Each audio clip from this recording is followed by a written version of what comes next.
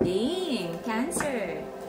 This is the Cancer Sun, Moon, Rising, and Venus bonus reading for the month of June. For your personal reading, kindly send me a direct message. Kamusta mga Cancerians? Kamusta ang buhay? Cancer Sun, Moon, Rising, and Venus bonus reading for the month of June. Let's see kung ano meron para sa mga Cancerians. Love, life, career, negosyo, okay? Personal growth, anong magandang balita para sa ating mga Cancerians? This is a Cancer, Sun, Moon, Rising, and Venus bonus reading for the month of June. Okay? Ingat po sa mga scammers. If in doubt, PM me first. Ang ating mga crystals, I can offer ang promo price pa din. So, PM lang. Cancer, Sun, Moon, Rising, and Venus bonus reading for the month of June. Let's see kung anong meron. Happy birthday, Cancerians! Happy birthday!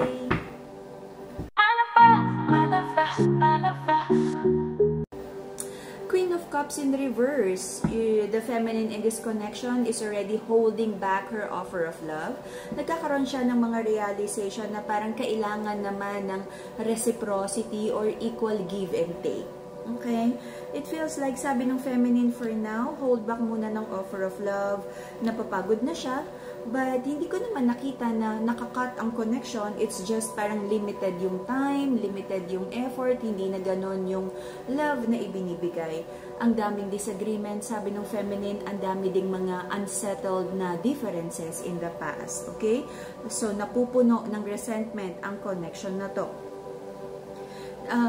The masculine in this connection, sobrang focus sa finances. I feel pagka ganito na parang yung focus na sa pera, kabuhayan, negosyo, trabaho, nakakalimutan or nababawasan or very limited yung time, kaya siguro nagkakatampuhan, no? Nagiging limited yung time pagdating sa pag-ibig. Okay? Para sa kanya, ito yung tamang gawin, mag-focus muna sa kabuhayan, trabaho, negosyo. But I feel, sabi ng mga Cancerians, lahat ng kayang gawin para maging okay yung connection na to. I-consider yung happiness, wala namang perfect. So, parang nakikling ka dun sa happy memories nyo together. At very optimistic ang mga Cancerians na kung ano man yung binibuild nyo together sa career, ay para din naman sa inyong dalawa. Especially kung may kasal o involved na bata sa connection na to. Okay? Justice card, iniisip mo yung like pangako, kung may kasal, engagement, or a promise of long-term together. Sabi ng masculine, hindi siya ganun ka-confident, no, in terms of kung ano yung material things na kaya niyang i-provide sa feminine. Kaya talagang nakafocus siya na ayusin ang connection na to. Especially yung kaya niyang ibigay sustento sa, sa connection. Ginawa naman lahat ng tamang kayang at alam na dapat gawin. Both of you try to avoid conflict. And I feel at a certain point, nagkaroon naman ng magandang outcome yung for the both of you to meet each other halfway. Okay? For her harmonious relationship, Madagascar Rose Quartz, the pink crystal. Okay? For mental clarity and stronger connection with the divine, Amethyst, the purple crystal.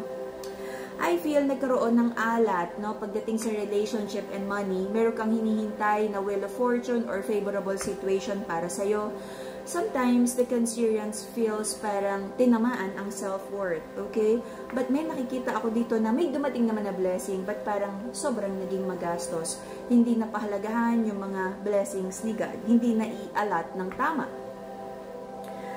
Sabi ng feminine, she's trying to avoid conflict at meron siyang mga doubts kung maglilid ba daw long-term ang relationship na to. Maraming doubts, betrayal, false promises, broken promises, betrayal, backstabbing energy sa connection na to. But, mahal nyo ang isa't isa. Okay? Bakit ganon?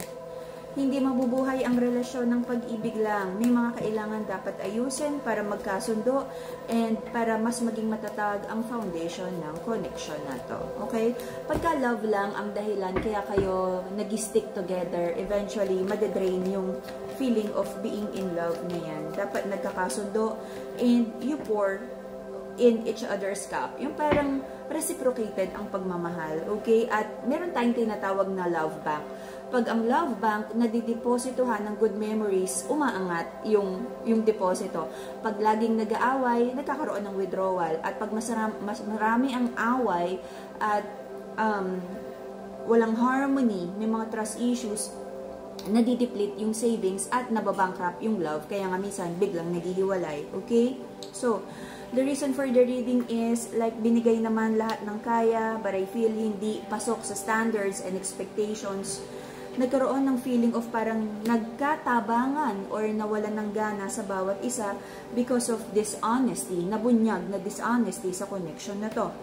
Recent past, sabi ng mga Cancerians, parang wala namang pagbabago with the death card in reverse. Maraming pangako, apologies, pero wala namang nagbunga, okay? Hindi naman nagbago yung energy.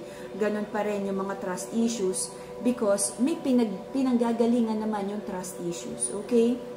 Prayers and manifestations, sabi ng Cancerians, dapat pa ba talagang mag-usap? Pagod na rin na mag-bring up ng mga bagay na nakakasama ng loob kasi parang ganon at ganon lang din naman daw ang nangyayari. Okay? So, sabi ng mga Cancerians, gusto niya munang to connect with the divine, to listen to your intuition for now. Ayaw niya ring masyadong mag-overthink. Parang gusto mo nang ipahinga ang isip sa overthinking. You might be dealing with the Pisces, Virgo, Cancer, Aries, Leo, Sag. Your person, sabi ng person mo, totoo naman ang pagmamahal niya sa'yo. Meron ka lang daw mga hindi na-appreciate sa kanyang effort. Sabi niya gusto niyang itama ang mga mali sa connection na to. So, kung nakikitaan mo naman talaga ng effort, bigyan mo pa ng kahit isang chance pa. Okay? Kaya lang, tong person mo, Cancerians, may pagka-foolish yung decision na parang bata na nauuna yung action, tsaka niya nare-realize na mali yung ginawa niya. Nauunang magsalita, tsaka niya nare-realize na parang sablay ang sinabi niya. Okay? Hindi kulang sa awareness. Okay? So, may mga doubts sa mga Cancerians kung tama pa bang bigyan ng another chance. Sabi niya, ang dami pang unanswered questions dito, maraming doubts, maraming trust issues, marami pang hindi na-fix sa relationship na to. So, tama ba daw na magtiwala na agad? The answer is not yet. You're trying to avoid conflict, marami kang tanong, pero natatakot ka rin magtanong because takot ka rin sa malalaman mo. Until the end of September, I feel, hindi ko nakikita na mabibigyan ng hustisya or marirebuild nyo tong connection na to. Parang very weak yung foundation. Andyan pa rin ang mga trust issues. Andyan pa rin yung mga duda nyo sa bawat isa. Kung meron ba talagang ine-entertain or may nai-involve ba na third party sa situation na to. Okay?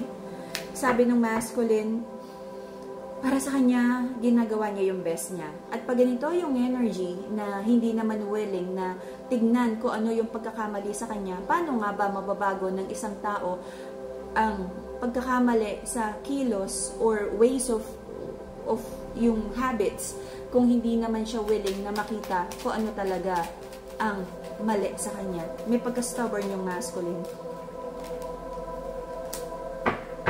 But I feel both of you would be very optimistic na magkakaroon ng magandang outcome ang relationship na to. Okay? Wala akong nakikitang paghihiwalay. Both of you on and off, or titiisin nyo because mahal nyo yung isa't isa, titiisin nyo yung mga non-negotiable at masakit na nangyayari sa connection na to. If the feminine is thinking or doubting if may nai-involve or nagkakagusto or may ine-entertain ang masculine sa connection na to, for most of you, the answer is yes.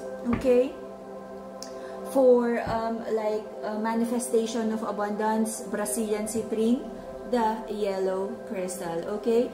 For grounding of emotions and to protect yourself from negative energies and anti-evil eye, the Madagascar black tourmaline. Meron din tayong combination of love and money. Okay? So, for now, wala akong nakikitang good news. May mga doubts and I feels kung ano man yung mga duda, it's because meron naman talagang nararamdaman. Your intuition is screaming already na may mga dapat ayusin at tanggalin ng mga third energies dito. It could be like as simple as kaibigan na nangingialam or hindi magandang impluensya sa person mo. Or for most of you talaga may nakikita akong third energy na na-involved dito. Okay? So I hope sa ating July reading, Cancerians, ay mas maganda na ang energy ng ating reading. Pero hindi ito mababago kung walang gagawing positive transformation sa relationship. Okay? And that would be the Cancerian bonus reading. Bye-bye!